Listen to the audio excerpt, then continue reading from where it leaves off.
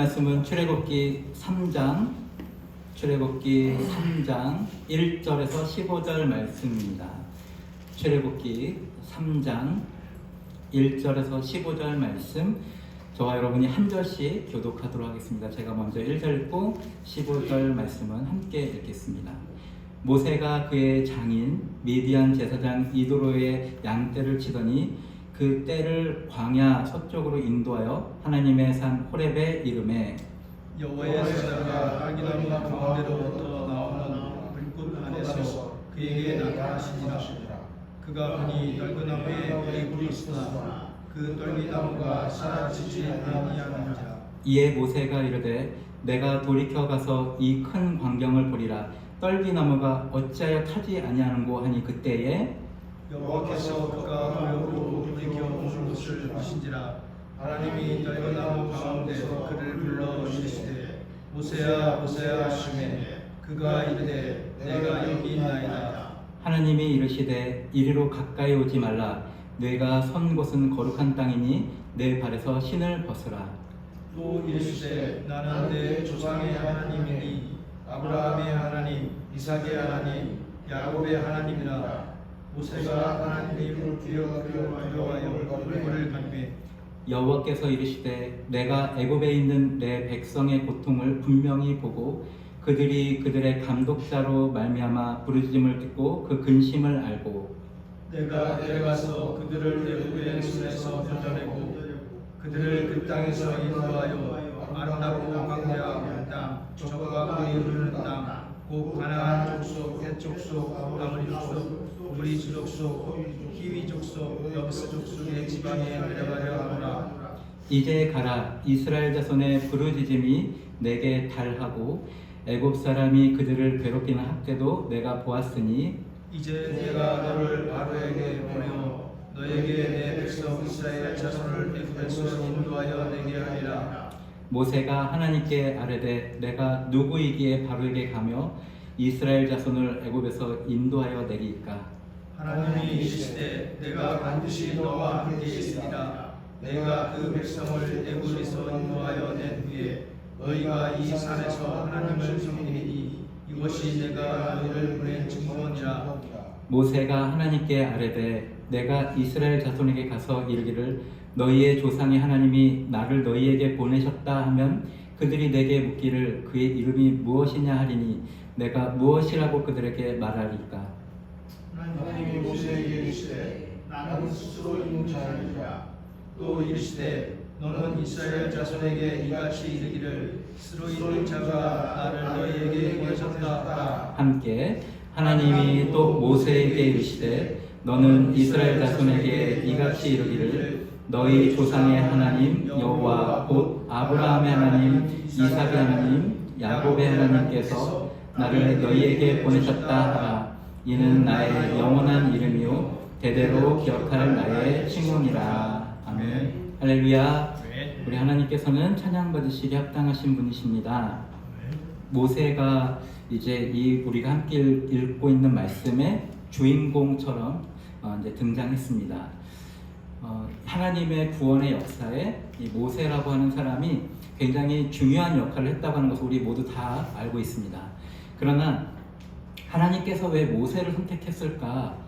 많은 설교자들이 오늘 이 말씀을 보면서 떨기나무가 이 광야에서 이 떨기나무가 불이 타고 있으나 그것이 사라지지 않고 계속 타는 것을 예리하게 살펴보고 그것에 관심을 리액션을 잘 했기 때문에 모세가 선택됐다라고 얘기하는 분들도 계시고 혹은 거룩한 곳이니 신을 벗으라 하는 그 말씀들에 잘 반응해서 또 순종했기 때문에 모세가 선택되었다라고 설교하시는 분들도 계십니다. 그러나 우리가 잘 아는 것처럼 모세는 하나님께서 하나님의 은혜로 선택한 것이지 모세가 어떤 특별한 우리보다 혹은 다른 사람들보다 더 좋은 것이 있기 때문에 선택한 것이 아닙니다.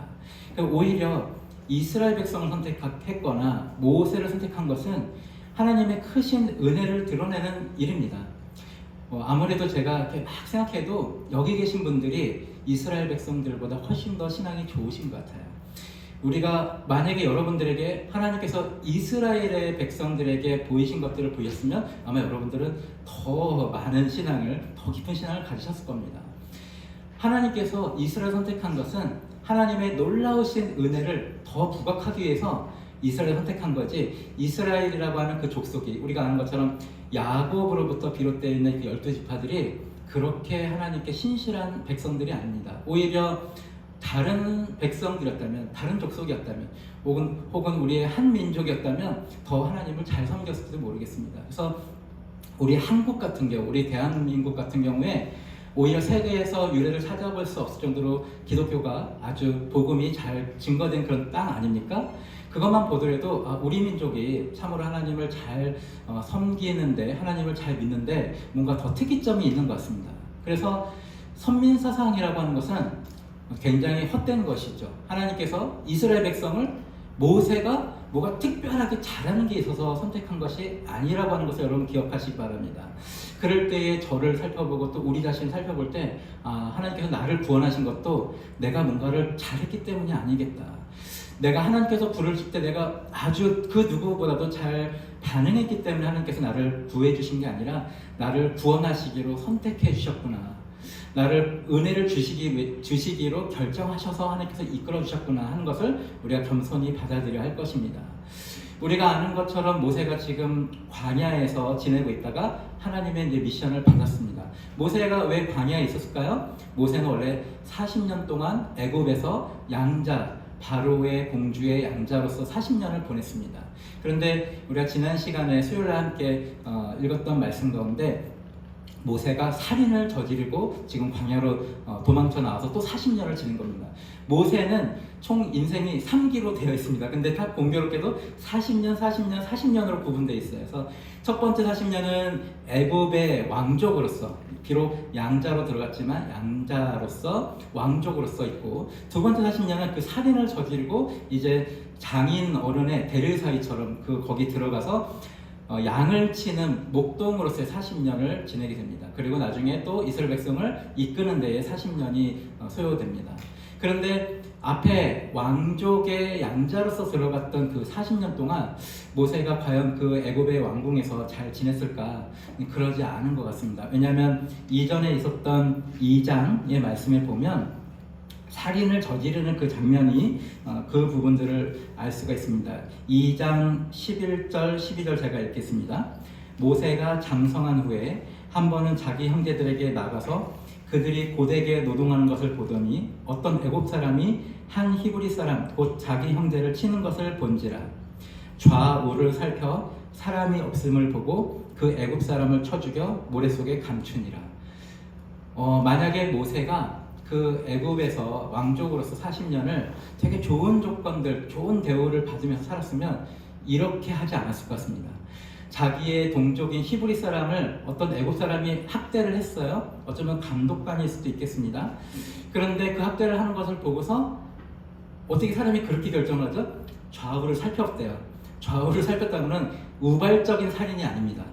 계획적인 살인이에요. 그러니까 어떤 애굽 사람이 자기 민족의 히브리 사람을 딱 괴롭힌 걸 보고 저 자식 죽여야겠다 이 생각을 한 거예요.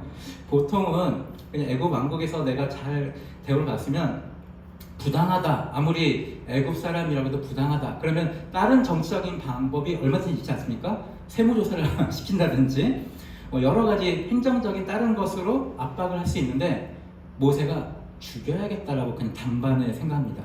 어떻게 보면 모세가 지금 누구 출신, 어느 지파 출신이냐면 바로 야곱 아버지가 그렇게 저주했던 둘째, 셋째 시몬과 레위 지파에 대해서 굉장히 저주를 했었죠. 쟤네는 잔인한 놈들이다, 칼이다. 쟤네는 나중에 자손들이 어떻게도 성공할 수 없어. 그렇게 저주했던 바로 그 레위 지파의 자손이 바로 모세입니다.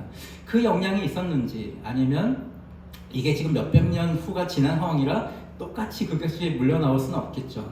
아니면 왕궁에서 본인이 굉장히 부당한 대우를 받았을 확률이 굉장히 높습니다. 그러니까 애굽 사람이 자기 동족인 히브리 사람을 괴롭히는 걸 보고 죽여야겠다고 생각했을 때는 아마도 자기가 어떤 동감이 됐을 거예요. 자기도 히브리 사람인데 애굽의 사람에 의해서 양자를 드렸는데 거기서 제대로 대우받지 못한 것이 마치 딱 봤을 때 애굽 어떤 사람이 히브리 사람을 괴롭히는 것과 딱 이렇게 통하는 경우가 있잖아요. 그럴 때 그동안 쌓였던 울분 같은 것들이 내가 저 애굽 사람을 죽여야겠다. 그래서 좌우를 살펴보고 사람이 없는 것을 확인하고 때려 죽였다고 기록되어 있습니다. 그러니까 즉 미행했다는 뜻이잖아요. 네. 그 사람을 애굽 사람이 히브리 사람을 괴롭히고 나서 그걸 보고 자기가 주체할 수 없는 화를 품고서 미행하고 좌우를 살펴서 아무도 없는 것을 보고 딱 쳐 죽였다. 또 하나 알 수 있는 것은 여기 계신 분들은 아마 그런 경험이 많지 않으실 것 같은데 어떤 사람을 한 방에 이렇게 쳐서 죽인다고 하는 건 굉장히 어려운 일 아니겠습니까? 그러니까 우리 송 집사님은 아마 그런 능력이 충분히 있으실 것 같으네요. 네. 서로 살인을 잘하셨다고 지금 권해드린 건가요? 근데 굉장히 군대에서 굉장히 또 아직까지도 이제 파워를 잘 유지하고 계시고 지금 이때가 모세의 나이가 이제 40살이잖아요.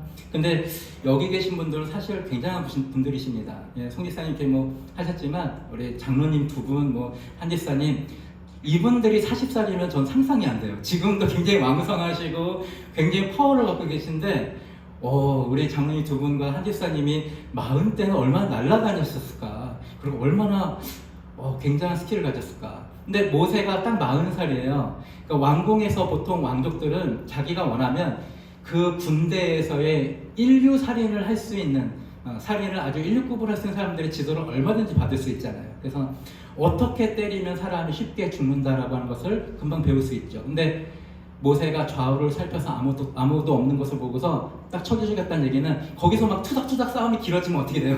사람들이 몰려나와서 모세가 그 사람 죽이는 걸 보게 되잖아요. 그러니까 한 방에 크게 소란 없이 그 사람을 딱 쳐 죽일 정도면 모세에게 이미 어떠한 군사적인 훈련이 혹은 검투사로서 어떤 투사로서 준비되어 있다는 뜻이에요. 그러니까 한 방에 딱딱딱 해서 그 사람을 죽여버린 거예요.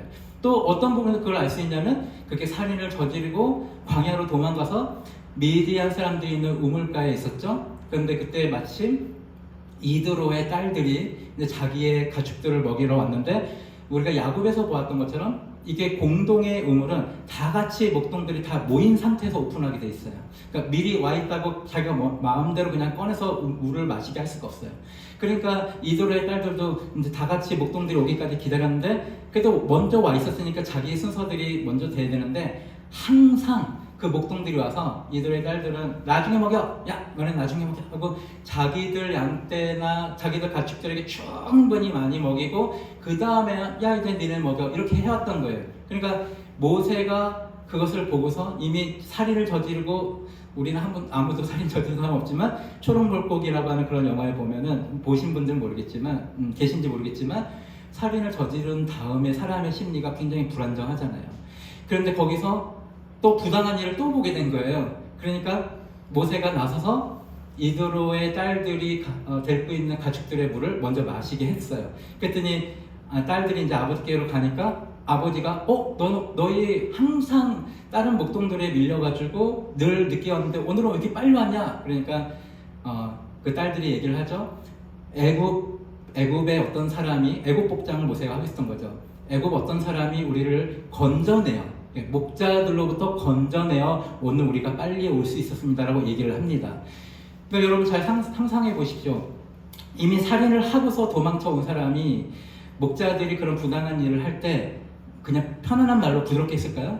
우리 배운 만큼 배운 분들이 점잖은 양반들이 그냥 여기 승려분들이 먼저 와 있는데 이분들 먼저 물 마시게 하면 어떻겠습니까? 하고 하면 옳은 말씀이네요 하고 이렇게 됐겠습니까? 그냥 목자들은 거친 사람들이잖아요. 그 사람들도 맹수로부터 자기 양들을 지켜야 되고 혹은 어떤 강도로부터 자기를 지켜야 하기 때문에 웬만한 무기들이 소지가 된 상태에서 누군가 어서 보지도 못한 것이 굴러와가지고 그런 얘기를 하면 뭐야 너? 하면서 웬만한 어떤 흉기 같은 거 꺼내지 않습니까? 근데 나중에 십보라가 모세의 아내 십보라가 나중에 할례를 이제 하고서 애굽으로 출정할 때 당신은 나의 피의 남편이요 얘기한 것처럼 그냥 그 한때의 할례뿐만 아니라 첫 만남부터 되게 강렬했나 봐요. 아마도 그 목자 중에 한 명 이상은 피를 흘렸을 것입니다. 쉽게 그 사람들이 모세의 말이 맞네요 이렇게 물러나지 않았을 거고 거기서 어떤 격투가 일어났을 것입니다. 그러니까 모세가 평정하고 이도로의 딸의 가축부터 먼저 물을 마시게 한 것이죠. 사랑하는 성도 여러분, 모세를 봤을 때 그렇게 하나님께 합당한 그런 사람은 아닙니다. 그 사람 안에 엄청난 상처들이 있어요. 그래서 내가 왕궁에 40년 지낼 때 거기서 얻어진 어떤 억하심정 같은 것, 또 자기가 잘못 사람들에게 인정받지 못한 것으로 생겨난 어떤 분들이 막 있어요.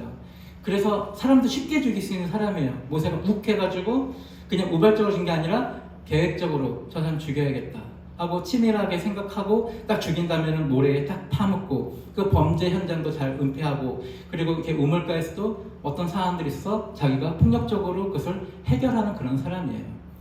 그런데 그런 사람을 하나님께서 오늘 우리가 함께 읽었던 말씀에서 구원의 역사의 미션을 주십니다. 이것 통해서 우리가 알 수 있는 것은 모세가 살인을 저지르는 그 순간에 하나님께서 하신 건 아니에요. 우리가 자칫 잘못 생각하면 모세가 살인을 저지르고 광야로 와서 광야에 40년 동안 자기의 것을 이렇게 내려놓고 하는 시간들을 가졌으니까 살인을 한 것까지도 하나님께서 계획하신 게 아닌가 하고 잘못 생각할 수 있습니다. 그러나 그런 것이 아닙니다. 모세가 그 애굽 사람을 죽인 그 일 자체는 모세가 자기 안에서 스스로 결정해서 한 것이에요. 우리가 어떤 죄를 저지를 때 우리가 또 어떤 연약함으로 말미암아 잘못된 결정들을 내릴 때 그것을 나중에 그 모든 걸 통해서 하나님께서 선하게 이루신 걸 보면서 나의 앞에 있는 모든 잘못들도 하나님 계획하셨나 보다 이렇게 생각하면 안 된다고 하는 겁니다.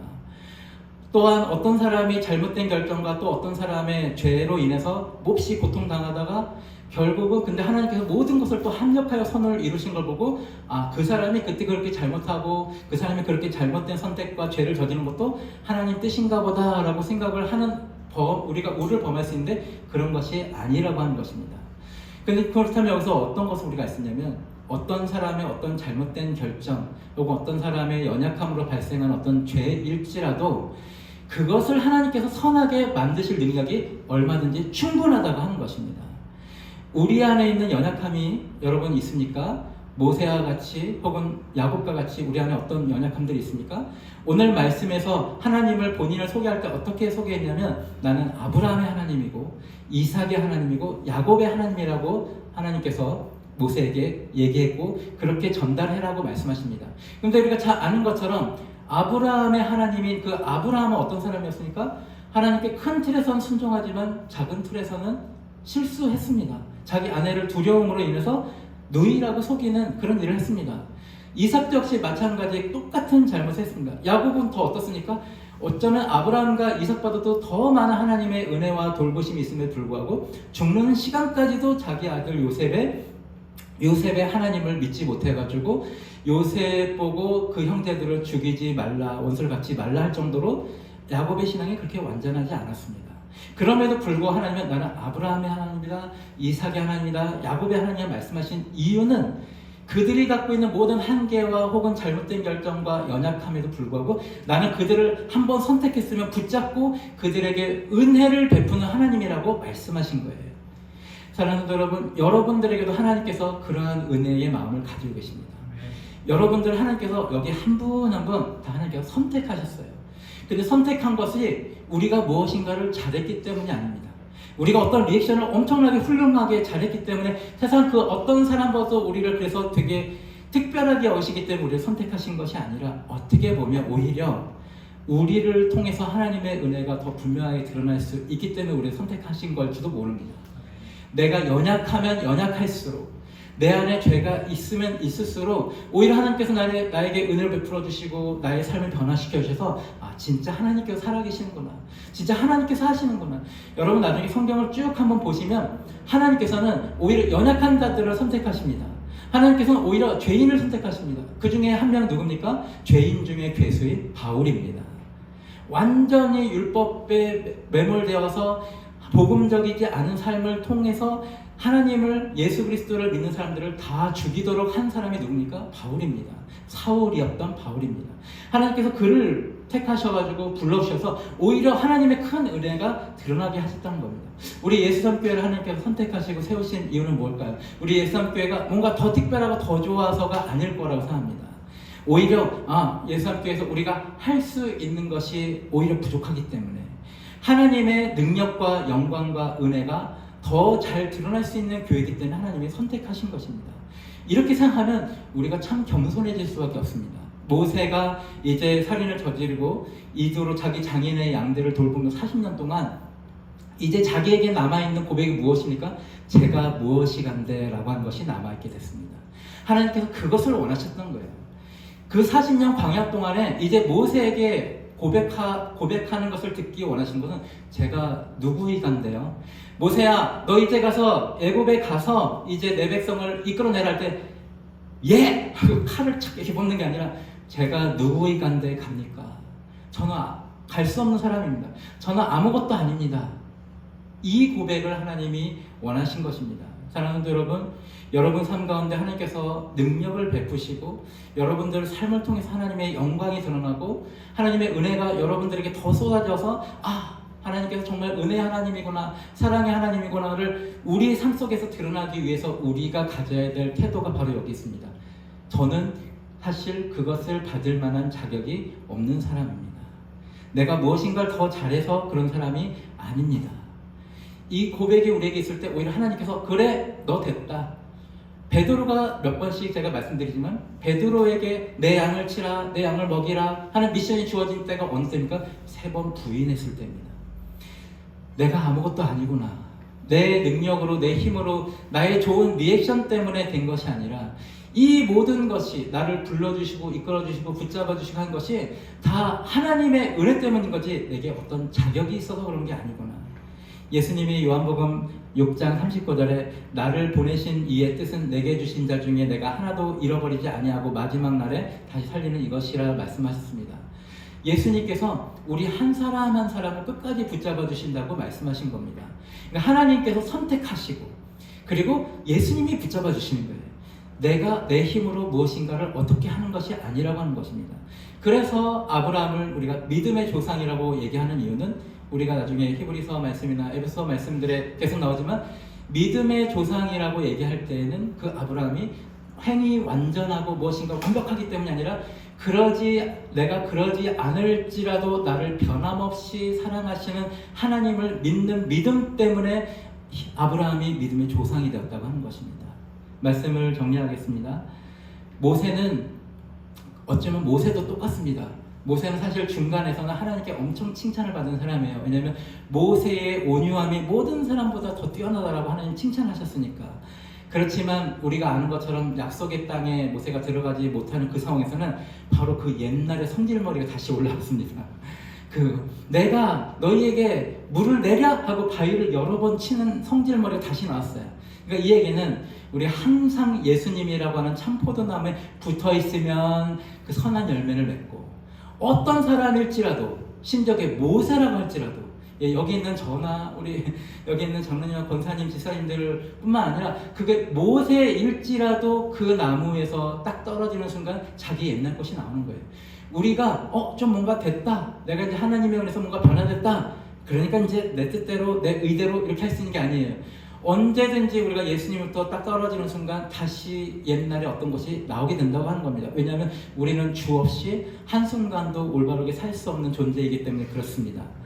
그래서 모세가 그 순간에 자기의 의가 드러나면서 바위를 몇 번을 쳐가지고 물을 내게 함으로 하나님께서 모세에게 너는 약속의 땅에 들어갈 수 없다라고 얘기하셨어요. 근데 그것은 저주나 모세 이제 지옥행이다 이런 것은 아닙니다. 모세에게 나타난 그 행동이 이제 약속의 땅으로 가는 사람들에게 잘못된 정보를 혹은 잘못된 하나님 상을 보일 수 있기 때문에 그렇게 하신 것이에요. 우리에게 이 말씀들을 통해서 주어지는 단 하나의 가르침이 있다면 주님 내가 무엇이간데 이렇게 은혜를 주십니까? 그거 하나랑 내가 여기 있습니다. 우리가 내가 무엇이간데 주님께서 그렇게 불러주셨으니까 저는 아무것도 못해요가 아니어야 합니다. 모세는 지금 80세에 하나님의 미션을 받았습니다. 여기 계신 분들 중에 아무도 80세가 없으십니다. 우리가 뭔가 더 뛰어나야 하는 것이 아닙니다. 우리는 먼저 그런 고백해야겠죠. 제가 무엇이간데 저는 아무것도 잘할 수 있는 게 없습니다. 동시에 또 하나는 뭐냐면 제가 여기 있습니다. 내가 아무것도 할 수 없고 아무 능력도 할 수 없고 아무것도 없지만 주님께서 사용하신다고 하시면 예, 제가 여기 있습니다. 내가 아무것도 할 수 없으니까 주님 저는 쓰지 마세요. 저는 못해요. 이것도 사실 어떻게 보면 교만입니다. 어떤 교만이냐면 하나님께서 모세에게 하신 말씀을 믿지 않는 거예요. 뭐냐면 모세가 막 계속 주저할 때 하나님이 뭐라고 말씀하시냐면 내가 너와 함께 하겠다고 말씀하십니다. 모세가 이러죠. 내가 누구이간데 가서 얘기합니까? 거기에 대해서 하나님께서 모세야 너는 누구이며 누구야? 라고 얘기 안 하고 내가 너와 함께 하겠다. 사랑하는 여러분, 하나님께서 여러분과 함께 하십니다. 예수님이 여러분과 함께 하세요. 그러면 여러분은 저는 아무것도 아닌데 예수님이 함께 하시니까 예, 말씀하세요. 제가 여기 있습니다. 저를 사용하셔서 당신의 영광을, 당신의 은혜를, 당신의 사랑을 드러내는데 사용하세요. 저는 그렇지만 부족합니다. 온전히 하나님께 저를 쓰세요. 하나님의 능력으로만 저를 이끌어주세요. 예수님께 주어져 있는 그 모든 권한으로만, 그 능력으로만 저를 사용하세요. 그러면 제가 쓰임받을 수 있겠나이다 라고 말씀하는 이 두 가지 태도가 우리 사랑하는 예수함교회 모든 성도들 가운데 있기를 주님의 이름으로 축복합니다. 우리 찬송가 200